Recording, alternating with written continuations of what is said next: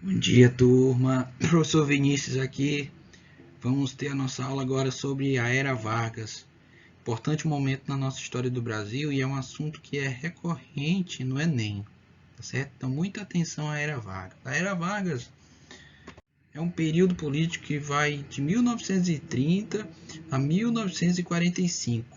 Então, são 15 anos aí em que a gente vai ter o domínio deste cidadão chamado Getúlio Dornelles Vargas na presidência da República, tá certo?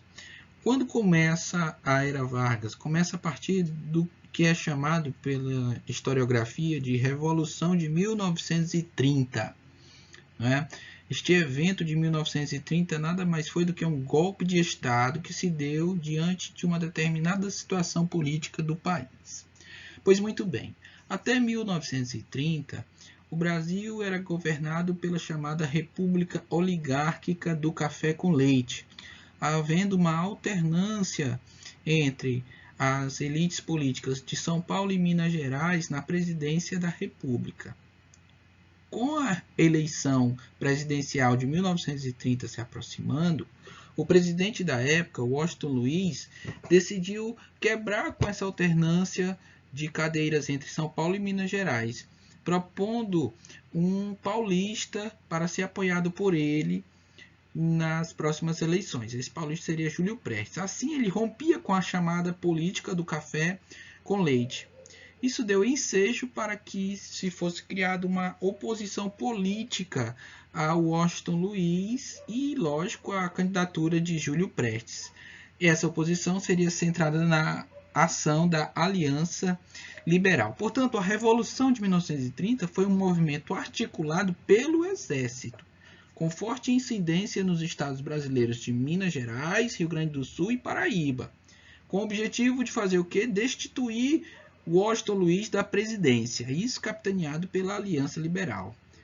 No pleito eleitoral de 1º de março de 1930, concorreram à presidência representantes de forças políticas opositoras. De um lado, nós tínhamos o governador do estado de São Paulo, Júlio Prestes, e de outro, o oposicionista, o gaúcho Getúlio Vargas, nas eleições de 1930. A candidatura de Vargas teve total apoio do partido político Aliança Liberal e do governador de Minas Gerais, Antônio Carlos Ribeiro de Andrada. Mas a vitória eleitoral, muita atenção, se deu a partir de Júlio Prestes. Isso desagradou a oposição, que acusou as eleições de fraudulentas, tá certo? Além disso, nós vamos ter o assassinato, após essa eleição, do vice-presidente de Vargas, João Pessoa, no dia 26 de julho de 1930, na capital pernambucana, Recife. Isso vai agravar ainda mais as tensões políticas entre a Aliança Liberal e o partido de Júlio Prestes e Washington Luiz. O que vai acontecer?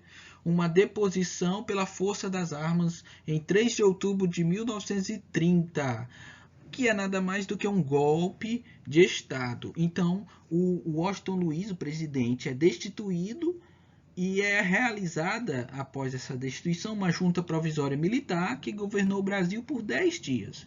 Depois desse episódio, ali no calor da hora, eles decidem colocar Getúlio Vargas para assumir a presidência, liderando as tropas de soldados do Exército Brasileiro. Então, pessoal, o que foi essa chamada Revolução de 1930? Um golpe de Estado, em que, pela força das armas, Getúlio Vargas, liderando o Exército, decide que vai moralizar a situação política do país, assumindo a presidência da República. Essa é a chamada Revolução de 1930, tá? Então, dá-se início à República de Vargas, que começa como um governo provisório, de 1930 a 1934. Em 1930 nós temos a chamada Revolução, né? Revolução. Aí, depois nós vamos ter a República Nova, a partir de uma nova Constituição. Getúlio Vargas continua na presidência, sendo eleito de forma indireta. O que é isso? Não vai ser a população que vai decidir, serão apenas os deputados constituintes que vão decidir quem vai ser o próximo presidente. E, logicamente, foi Getúlio Vargas o eleito.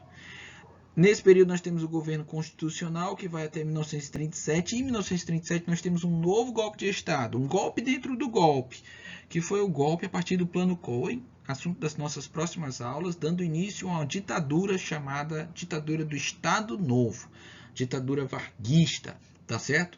E em 1945 nós temos um processo de redemocratização. Então esse slide aqui é só para a gente ter um breve panorama do que foi a República de Vargas de 1930 a 1945. Percebo que começou como um governo provisório, ou seja, seria provisório, iria acabar, mas não acabou. Ele continuou por inteligência, astúcia e estratégia política durante 15 anos, governando o país. Por isso ele é um dos presidentes da história republicana do país mais lembrado pelas pessoas até hoje.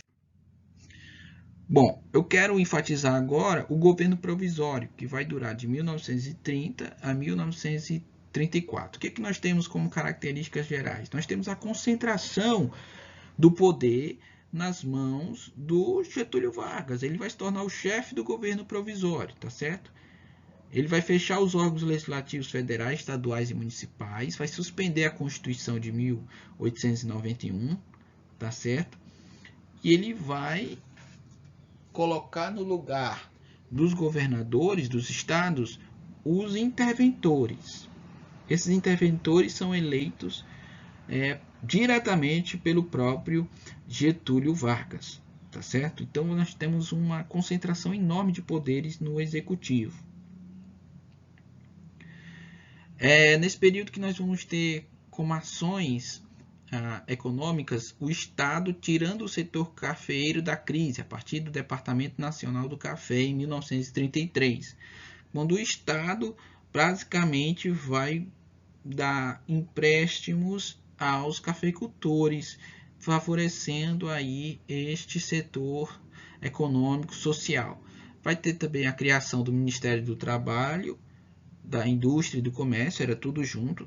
Também a criação do Ministério da Educação e Saúde Pública, também junto.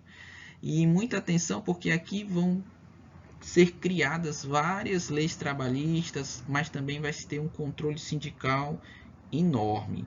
Isso vai se configurar principalmente na Constituição de 1934, quando nós vamos ter as bases da legislação trabalhista, vamos ter o voto deixando de ser um voto aberto para ser um voto secreto, fechado, um voto sigiloso, voto das mulheres, justiça eleitoral também, no âmbito regional, no âmbito federal, nós vamos ter a criação disso tudo. Então, basicamente, o Getúlio Vargas vai intervir na política, na economia, vai intervir na cultura nesse governo provisório.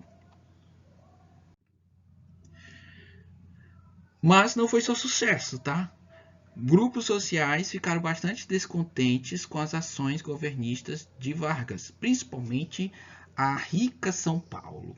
São Paulo vai ficar descontente por quê? Porque vai ser colocado um interventor que eles não queriam, um interventor pernambucano. Eles queriam um interventor paulista. E vai também querer demais que saia dessa centralização política e o país possa ter uma nova Constituição. Vão reivindicar isso. O fato é que vai haver uma tensão entre Getúlio Vargas e a elite econômica e política de São Paulo. Essa elite econômica e política vai acabar criando a FUP, Frente Única Paulista, que vão ter como reivindicações a constitucionalização do país, o estabelecimento de um interventor paulista para a situação do governo de São Paulo. Isso vai bater de frente com os interesses de Vargas. Vargas não vai aceitar essas reivindicações de início. O fato é que vai haver muita tensão, guerra civil, a chegar até o ponto de, em um conflito, a partir de reivindicações políticas, em um conflito armado entre os exércitos legalistas e as tropas civis de São Paulo, vai haver o assassinato dos 4 jovens, não é? Miragaia, Camargo, Martins e Drauzio, MMDC. Esse assassinato vai ser o estopim para a guerra civil, que vai ser chamada de Revolução Constitucionalista de 1932. As tropas de São Paulo vão ser severamente atacadas pelas tropas legalistas de Vargas. É uma guerra civil.